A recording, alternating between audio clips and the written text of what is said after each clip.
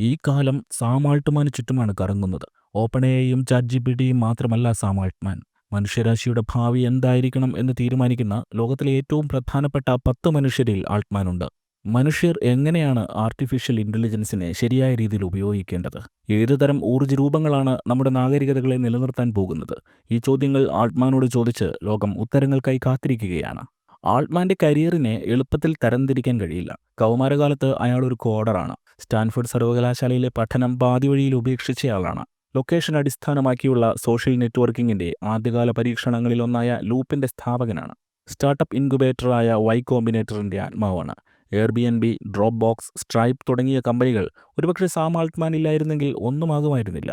Open എഐയുടെ സഹസ്ഥാപകനും സിഇഒയുമായി chat ജിപിടിയിലൂടെ language മോഡലുകളും ടൂളുകളും അടങ്ങുന്ന artificial ഇന്റലിജൻസിനെ അഭൂതപൂർവമായ വേഗതയിൽ മുഖ്യധാരയിലേക്ക് കൊണ്ടുവന്നയാളാണ് ആൾട്ട്മാൻ.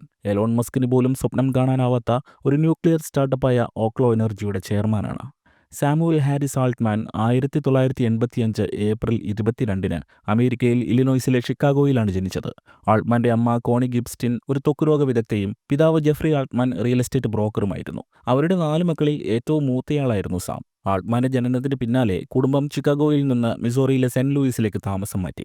ആൾട്ട്മാന്റെ ആദ്യകാല ജീവിതം പൂർണ്ണമായി മനസ്സിലാക്കാൻ ആ സമയത്തെ സാങ്കേതിക സാഹചര്യങ്ങളെക്കുറിച്ച് അറിയേണ്ടത് പ്രധാനമാണ്. 1980കളുടെ പകുതിയോടെ ആപ്പിൾ, IBM, മൈക്രോസോഫ്റ്റ് എന്നിവ സാധാരണക്കാരുടെ വീടുകളിലെല്ലാം അറിയപ്പെടുന്ന പേരുകളായി മാറിയിരുന്നു. 1984 പുറത്തിറങ്ങിയ ആപ്പിൾ മാക്കിൻടോഷ് ഗ്രാഫിക്കൽ യൂസർ ഇന്റർഫേസ് സാധാരണ ഉപയോക്താക്കളിലേക്ക് എത്തിച്ച് വ്യക്തിഗത കമ്പ്യൂട്ടിങ്ങിന് വലിയ മാറ്റമുണ്ടാക്കി. അത്തരം കമ്പ്യൂട്ടറുകൾ ക്രമേണ സർവകലാശാലകളിൽ നിന്നും ബിസിനസ്സുകളിൽ നിന്നും മധ്യവർഗ കുടുംബങ്ങളിലേക്ക് വ്യാപിച്ചു. 1990കളുടെ തുടക്കവും ഒരു പരിവർത്തന കാലഘട്ടമായിരുന്നു. ഇന്റർനെറ്റ് അപ്പോഴും സർവകലാശാലകളിലും ഗവേഷണ സ്ഥാപനങ്ങളിലും ഒതുങ്ങി നിന്നിരുന്നെങ്കിലും പൊതുമേഖലയിലേക്ക് കടന്നുവരാൻ തുടങ്ങിയിരുന്നു. മോഡം, ആദ്യകാല ഓൺലൈൻ ബുള്ളറ്റിൻ ബോർഡുകൾ, AOL പോലുള്ള പുതിയ നെറ്റ്വർക്കുകൾ ശ്രദ്ധ നേടാൻ തുടങ്ങി. ഈ സാഹചര്യത്തിൽ വളർന്ന ഒരു കുട്ടിയെ സംബന്ധിച്ചിടത്തോളം കമ്പ്യൂട്ടറുകൾ ചിരപരിചിതമായൊരു വസ്തുവായിരുന്നില്ലെന്ന് സാരം. എന്നിട്ടും 8 വയസ്സുള്ളപ്പോൾ സാം ആൾട്ട്മാൻ തന്റെ ആദ്യ കമ്പ്യൂട്ടറിനെ കണ്ടുമുട്ടി. പിതാവ് സമ്മാനിച്ച ഒരു ആപ്പിൾ മാക്കിൻടോഷ്. 1990കളുടെ തുടക്കത്തിൽ പല കുട്ടികൾക്കും കമ്പ്യൂട്ടർ എന്നത് ഗെയിം കളിക്കുന്നതിനോ ചിത്രങ്ങൾ വരയ്ക്കുന്നതിനോ സ്കൂൾ ഹോംവർക്കുകൾ പ്രിന്റ് ചെയ്യുന്നതിനോ ഉള്ള ഒരു ഉപകരണം മാത്രമായിരുന്നു. ആൾട്ട്മാന് അത് കണ്ടെത്തലുകളിലേക്കുള്ള കവാടമായി മാറി. 1 വർഷത്തിനുള്ളിൽ സാം ആൾട്ട്മാൻ സ്വന്തമായി കോഡിംഗ് പഠിക്കാൻ തുടങ്ങി. ഇന്നത്തെ പോലെ പ്രോഗ്രാമിംഗ് പഠിക്കാനുള്ള മാർഗങ്ങൾ എളുപ്പത്തിൽ ലഭ്യമല്ലാതിരുന്നൊരു കാലത്ത് അത്രയും ചെറിയ പ്രായത്തിൽ ഇത് വളരെ ശ്രമകരമായൊരു കാര്യമായിരുന്നു. യൂട്യൂബ് ട്യൂട്ടോറിയലുകളോ ഇന്ററാക്റ്റീവ് കോഡിംഗ് പ്ലാറ്റ്ഫോമുകളോ ഇല്ല.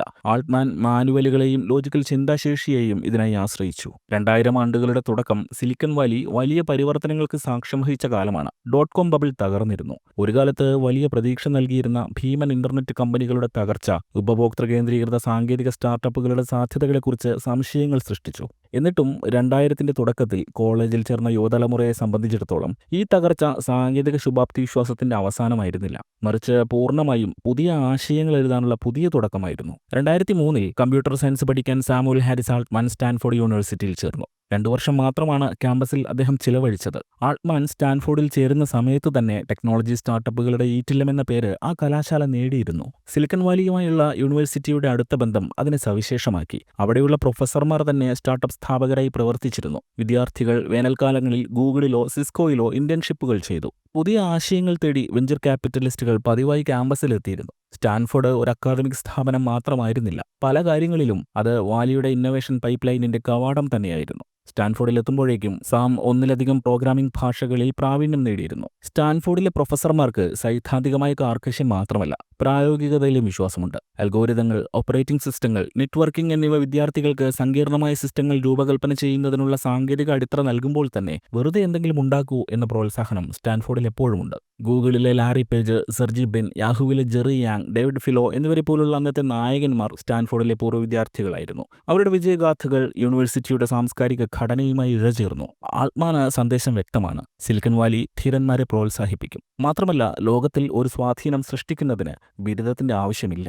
പരീക്ഷകൾ പാസ്സാവുക എന്നതിനേക്കാൾ എന്തെങ്കിലും പുതുതായി ഉണ്ടാക്കുക എന്ന ആശയത്തിലേക്ക് സാം ആൾട്ട്മാൻ അങ്ങനെയാണ് എത്തിയത്. കമ്പ്യൂട്ടർ സയൻസ് പഠനം റിയൽ വേൾഡിലെ പ്രശ്നങ്ങൾക്ക് പരിഹാരമായി പ്രയോഗിക്കാനുള്ള സാധ്യതയിൽ അദ്ദേഹം കൂടുതൽ ആകൃഷ്ടനായി. ആ സമയത്ത് മൊബൈൽ ഫോൺ ഒരു സാധാരണ ആശയവിനിമയ ഉപകരണത്തിൽ നിന്ന് കൂടുതൽ ശക്തമായ ഒരു കമ്പ്യൂട്ടിംഗ് പ്ലാറ്റ്ഫോമായി മാറാൻ തുടങ്ങിയിരുന്നു. ബ്ലാക്ക്ബെറി പോലുള്ള ഡിവൈസുകളുടെയും ആദ്യകാല ഇന്റർനെറ്റ് എനേബിൾഡ് ഫ്ലിപ്പ് ഫോണുകളുടെയും വ്യാപനം ഭാവിയിൽ എന്ത് സംഭവിക്കും എന്നതിന്റെ സൂചന നൽകി. എപ്പോഴും പുതിയ പ്രവണതകളിൽ ശ്രദ്ധിച്ചിരുന്ന ആൾട്ട്മാൻ മൊബൈൽ ഡിവൈസ് ആളുകളുടെ സാമൂഹികവും തൊഴിൽപരവുമായ ജീവിതത്തിന്റെ കേന്ദ്രബിന്ദുവായി മാറുമെന്ന് തിരിച്ചറിഞ്ഞു. രണ്ടാം വർഷത്തിൽ ക്ലാസ് മുറിയിൽ തുടരുന്നത് പുറത്തുള്ള സാധ്യതകളുമായി താരതമ്യം ചെയ്യുമ്പോൾ പാഴ്വേലയാണെന്ന് ആൾട്ട്മാന് തോന്നി തുടങ്ങി. അങ്ങനെ 2005 ആൾട്ട്മാൻ സ്റ്റാൻഫോർഡ് വിടാനുള്ള തീരുമാനമെടുത്തു. അടുത്ത ദിവസം തന്നെ ആൾട്ട്മാൻ തന്റെ അപ്പാർട്ട്മെന്റിലേക്ക് സുഹൃത്തുക്കളിൽ ചിലരെ ഒരു പാർട്ടിക്ക് എന്ന പേരിൽ വിളിച്ചു വരുത്തി. തന്റെ ആശയം അവതരിപ്പിക്കലായിരുന്നു ലക്ഷ്യം. ഉപയോക്താക്കൾക്ക് തങ്ങളുടെ റിയൽ ടൈം ലൊക്കേഷൻ ഉപയോഗിച്ച് സുഹൃത്തുക്കളെ കണ്ടെത്താം, റെസ്റ്റോറന്റുകളും ഹോട്ടലുകളും തിരയാം. അങ്ങനെ ഇന്ന് നമുക്കറിയാവുന്ന ഗൂഗിൾ ഇന്ററാക്റ്റീവ് മാപ്പിന്റെ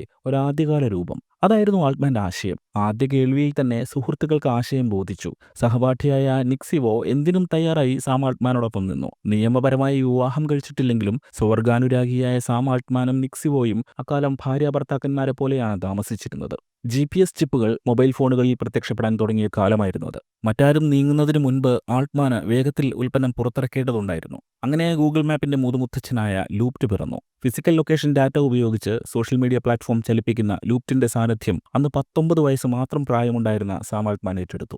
ലൂപ്റ്റ് പിറന്ന അതേ വർഷം 2015 തന്നെ ഈ പുതിയ സ്റ്റാർട്ടപ്പിന് മാജിക് സൃഷ്ടിക്കാൻ കഴിയുമെന്ന് മനസ്സിലാക്കിയ വമ്പൻ ഇൻവെസ്റ്റർമാരുണ്ടായിരുന്നു. അതിൽ പ്രധാനം വൈ കോമ്പിനേറ്റർ തന്നെ. Paul Graham, Jessica Livingston, Trevor Blackwell, Robert Morris എന്നിവർ ചേർന്ന് ലൂപ്റ്റ് പിറന്ന അതേ വർഷം സ്ഥാപിക്കപ്പെട്ട വൈ കോമ്പിനേറ്റർ ഓഹരികൾക്ക് പകരമായി ചെറിയ സീഡ് ഫണ്ടിംഗ് നൽകുകയും അതിനോടൊപ്പം മെന്റർഷിപ്പും നെറ്റ്വർക്കിംഗ് അവസരങ്ങളും നൽകുകയും ചെയ്യുന്ന ഏഞ്ചൽ ഇൻവെസ്റ്റർമാരുടെ അതേ ശൈലിയായിരുന്നു വൈ കോമ്പിനേറ്ററിനും. വൈ കോമ്പിനേറ്റർ ഫണ്ട് ചെയ്ത ആദ്യ ബാച്ച് സ്റ്റാർട്ടപ്പുകളിൽ ഒന്നായിരുന്നു ലൂപ്റ്റ്. ആ തുക ഇന്നും വെളിപ്പെടുത്തപ്പെട്ടിട്ടില്ല. വൈ കോമ്പിനേറ്ററിന്റെ അംഗീകാരം മൂലധനം മാത്രമല്ല സിഇഒ ആയ സാം ആൾട്ട്മാന് നൽകിയത്, വിശ്വാസ്യതയും ആത്മവിശ്വാസവും കൂടി നൽകി. 2 വർഷത്തിനുള്ളിൽ ലൂപ്റ്റ് $30 മില്യൺ വെഞ്ചർ ഫണ്ടിംഗ് സമാഹരിച്ചു. സെക്വയ ക്യാപിറ്റൽ ഉൾപ്പെടെയുള്ള പ്രമുഖ സ്ഥാപനങ്ങളിൽ നിന്ന് ലൂപ്റ്റ് നിക്ഷേപം നേടി. അടുത്തിടെ മാത്രം യൂണിവേഴ്സിറ്റി വിട്ട ഒരു കൗമാരക്കാരനെ സംബന്ധിച്ചിടത്തോളം ഇത് ശ്രദ്ധേയമായ നേട്ടമായിരുന്നു. മുതൽ മുടക്കിന്റെ ഒഴുക്ക് ലൂപ്റ്റിന് വികസിക്കാനുള്ള വിഭവങ്ങൾ നൽകിയെങ്കിലും ഫിസിക്കൽ ലൊക്കേഷൻ GPS ഡാറ്റ എന്ന ശൈശവ ദിശയിലുള്ള സാങ്കേതികവിദ്യ ലൂപ്റ്റിന് വലിയ തടസ്സവും തലവേദനയുമായിരുന്നു. മൊബൈൽ കാരിയറുകൾക്ക് ആപ്ലിക്കേഷനുകളുടെ കാര്യത്തിൽ വലിയ നിയന്ത്രണമുള്ള സമയമാണ്.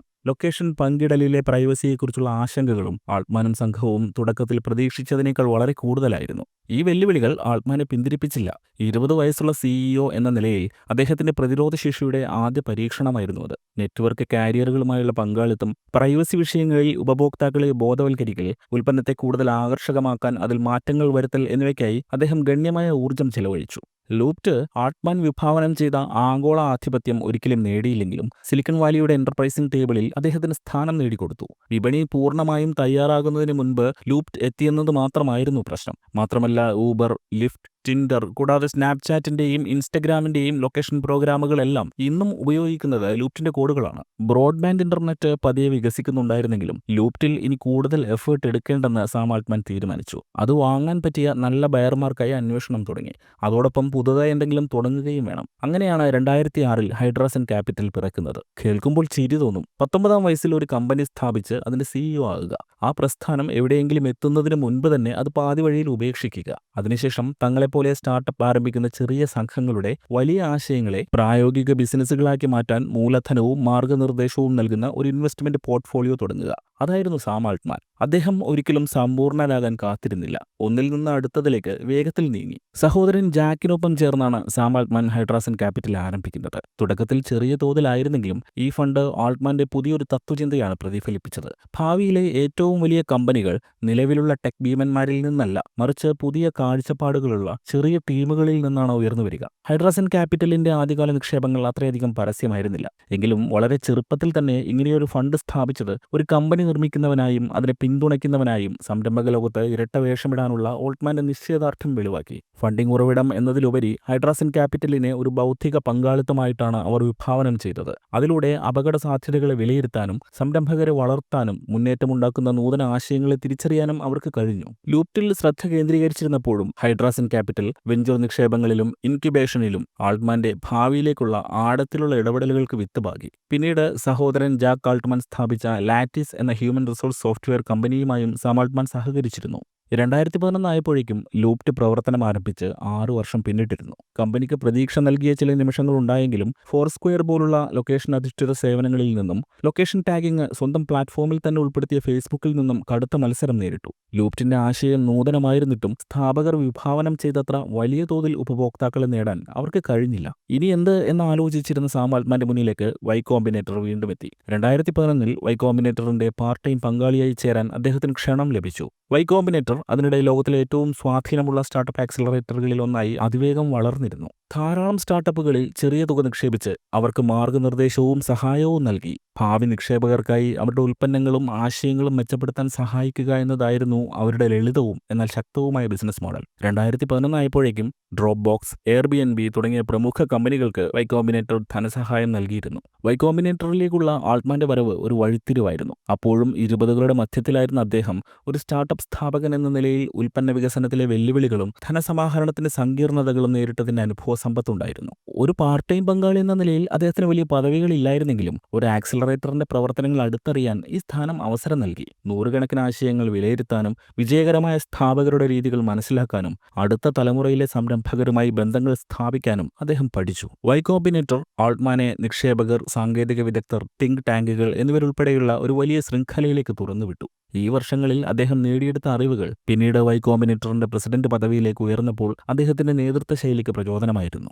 ആദ്യകാലങ്ങളിൽ തന്നെ സംരംഭകരോടുള്ള സഹാനുഭൂതിയും ആശയങ്ങളെ വിലയിരുത്തുന്നതിലെ കൃത്യതയും അദ്ദേഹം പ്രകടമാക്കി. സാമ്പത്തിക നേട്ടങ്ങളിൽ മാത്രം ശ്രദ്ധിക്കുന്ന പല നിക്ഷേപകരിൽ നിന്നും ഇത് അദ്ദേഹത്തെ വേറിട്ടു നിർത്തി. 2012 തുടക്കത്തിൽ ഗ്രീൻ ഡോട്ട് കോർപ്പറേഷൻ $43.4 മില്യൺ ലൂപ്റ്റിനെ ഏറ്റെടുത്തു. പ്രീപെയ്ഡ് ഡെബിറ്റ് കാർഡുകൾക്ക് പേരുകേട്ട ഒരു സാമ്പത്തിക സേവന കമ്പനിയായ ഗ്രീൻ ഡോട്ടിന് ഒരു സ്റ്റാൻഡ് അലോൺ ഉൽപ്പന്നമെന്ന നിലയിൽ ലൂപ്റ്റിൽ താൽപ്പര്യമില്ലായിരുന്നു. മറിച്ച് അതിന്റെ ലൊക്കേഷൻ അധിഷ്ഠിത പേറ്റന്റുകളിലും സാങ്കേതിക സംവിധാനത്തിലുമായിരുന്നു അവരുടെ നോട്ടം. ഓൾട്ട്മാനെയും അദ്ദേഹത്തിന്റെ ടീമിനെയും സംബന്ധിച്ചിടത്തോളം ഈ ഏറ്റെടുക്കൽ ഒരു നേട്ടവും ഒപ്പം ഒരു അവസാനവുമായിരുന്നു. ഒരു വശത്ത് അവരുടെ പ്രയത്നത്തിന്റെ മൂല്യം തെളിയിക്കപ്പെട്ടു, നിക്ഷേപകർക്കും ജീവനക്കാർക്കും സാമ്പത്തിക നേട്ടമുണ്ടായി. മറുവശത്ത് അതിവേഗം മാറിക്കൊണ്ടിരിക്കുന്ന മൊബൈൽ ആപ്പ് ലോകത്ത് ഉപഭോക്തൃ സ്വഭാവം പ്രവചിക്കുന്നതിന്റെ ബുദ്ധിമുട്ട് അവർ നേരിട്ടറിഞ്ഞു. അവർക്ക് മത്സരശേഷി ഉണ്ടായിരുന്നില്ല. കമ്പനി വിറ്റതോടെ ഓൾട്ട്മാന് നിക്ഷേപം, ഇൻക്യുബേഷൻ തുടങ്ങിയ കാര്യങ്ങളിൽ കൂടുതൽ ശ്രദ്ധ കേന്ദ്രീകരിക്കാൻ അവസരം നൽകി. ഏറ്റെടുക്കൽ, ബൗദ്ധിക സ്വത്തവകാശം, ഒരു കമ്പനിയിൽ നിന്ന് പുറത്തുവരൽ തുടങ്ങിയ സങ്കീർണമായ കാര്യങ്ങളിൽ അദ്ദേഹത്തിന് നേരിട്ടുള്ള അനുഭവ പരിചയം ലഭിച്ചു.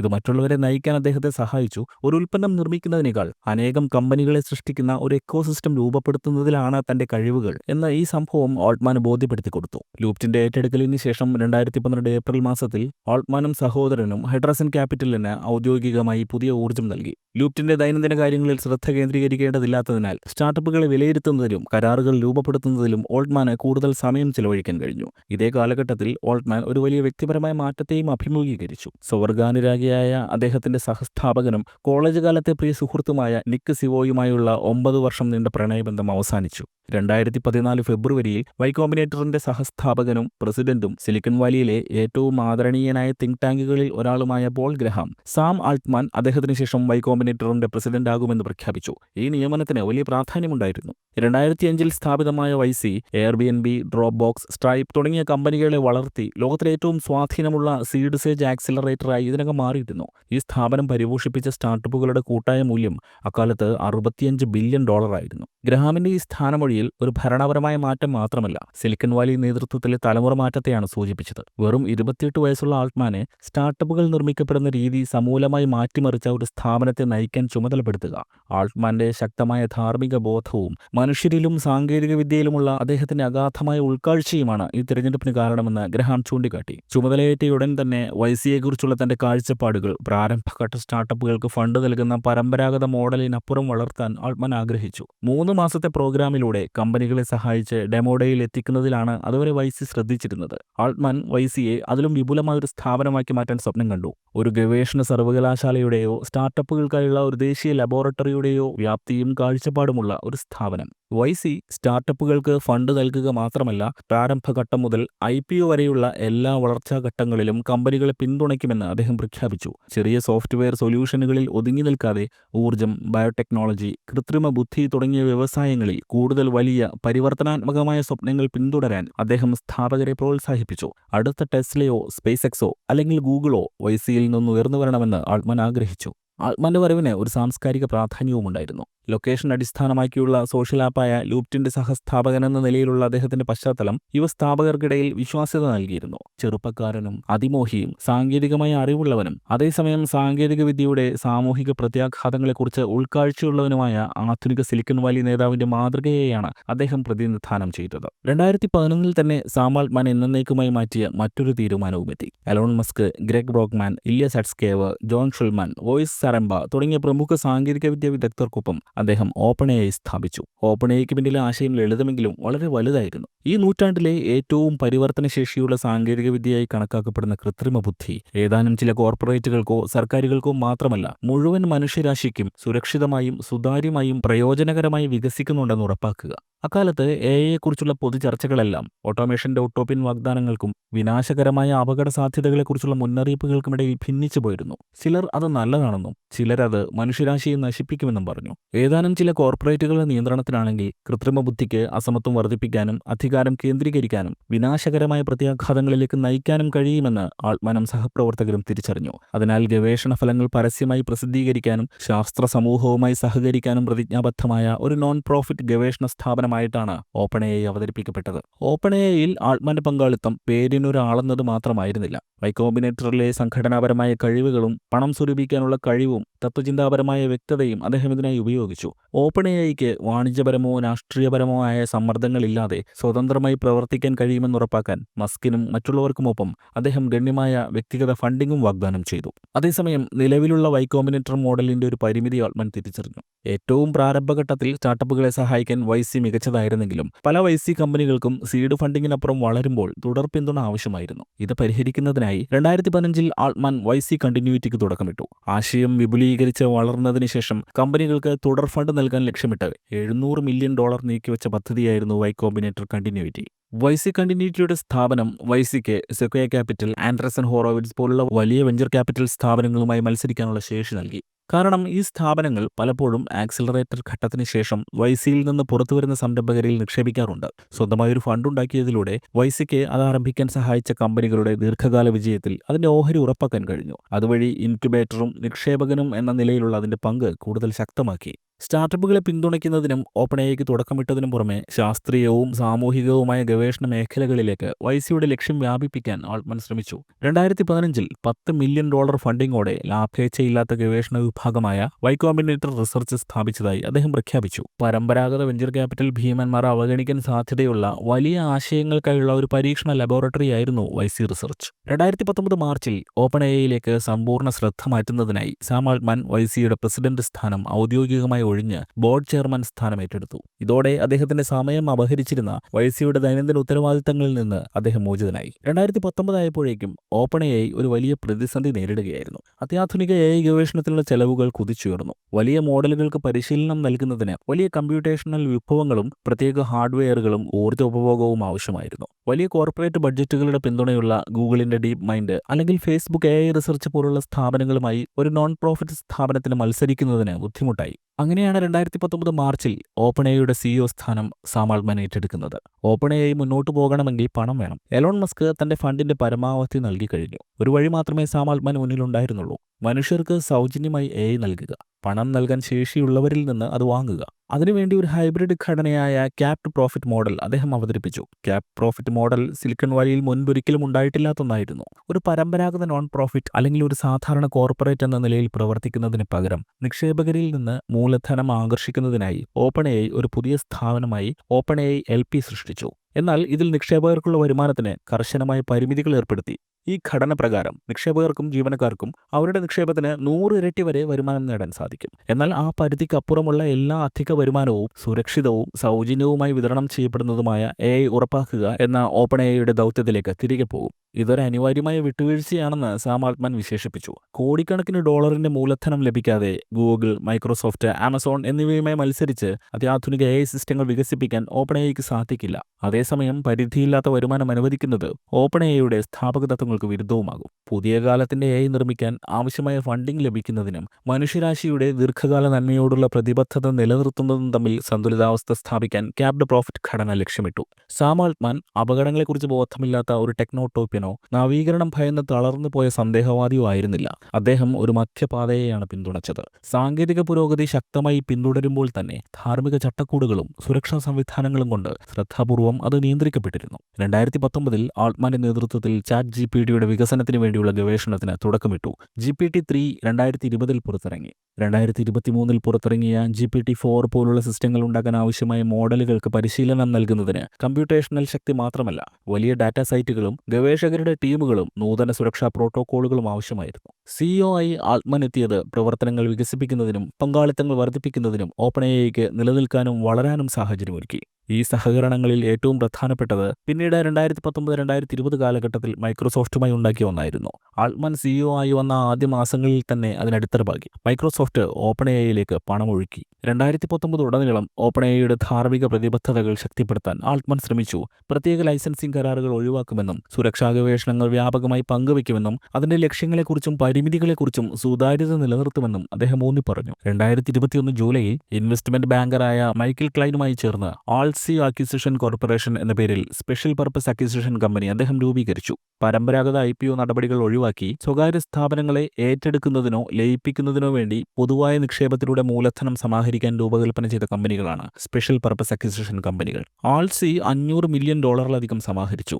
അതേ കാലഘട്ടത്തിൽ ആരംഭിച്ച പല SPACകളും സുതാര്യതയില്ലായ്മയ്ക്കും വ്യക്തമായ തന്ത്രമില്ലായ്മയ്ക്കും വിമർശിക്കപ്പെട്ടപ്പോൾ ആൾസിക്ക് നല്ല പേരുണ്ടായിരുന്നു. സ്ഥാപകർ ഇട്ടിട്ടുപോയ പല സ്റ്റാർട്ടപ്പുകളും ആൾസി ഏറ്റെടുത്ത് പിന്നീട് വലിയ ഉയരങ്ങളിൽ എത്തിച്ചിട്ടുണ്ട്. 2021 മൂഴ്സ് ലോ ഫോർ എവരിതിങ് എന്ന പേരിൽ അദ്ദേഹം ഒരു ബ്ലോഗ് എഴുതി. ലോകത്തിൽ ഏറ്റവും അധികം വായിക്കപ്പെട്ട ബ്ലോഗ് ലേഖനം ഇതാണെന്ന് വിലയിരുത്തപ്പെടുന്നു. ആശയം മറ്റൊന്നുമായിരുന്നില്ല. കൃത്രിമ ബുദ്ധി വന്ന് ജോലികൾ ഏറ്റെടുത്താൽ മനുഷ്യരുടെ ജോലി പോകും. ഇത് പരിഹരിക്കാൻ നിർമ്മിത ബുദ്ധിയുടെ ഉൽപ്പാദനക്ഷമതയിൽ നിന്നുള്ള വരുമാനം ഉപയോഗിച്ച് സാധാരണ മനുഷ്യർക്ക് സാമ്പത്തിക സഹായം നൽകുന്ന യൂണിവേഴ്സൽ ബേസിക് ഇൻകം എന്നൊരു നൂതനവും ലളിതവുമായ സംവിധാനം ആൾട്ട്മാൻ നിർദ്ദേശിച്ചു. നിർമ്മിത ബുദ്ധി കമ്പനികളിൽ നിന്നുള്ള നികുതിയോ അല്ലെങ്കിൽ ഒരു സോവറിൻ വെൽത്ത് പോലെ മൂല്യവർദ്ധന ഉണ്ടാക്കുന്ന ഒരു ഘടനയോ ഉപയോഗിച്ച് യന്ത്രബുദ്ധി സൃഷ്ടിക്കുന്ന വലിയ സാമ്പത്തിക മൂല്യം എല്ലാ പൗരന്മാർക്കും പുനർവിതരണം ചെയ്യാൻ കഴിയുമെന്നും ഇത് എല്ലാവർക്കും സമൃദ്ധി ഉറപ്പാക്കുമെന്നും അദ്ദേഹം വാദിച്ചു.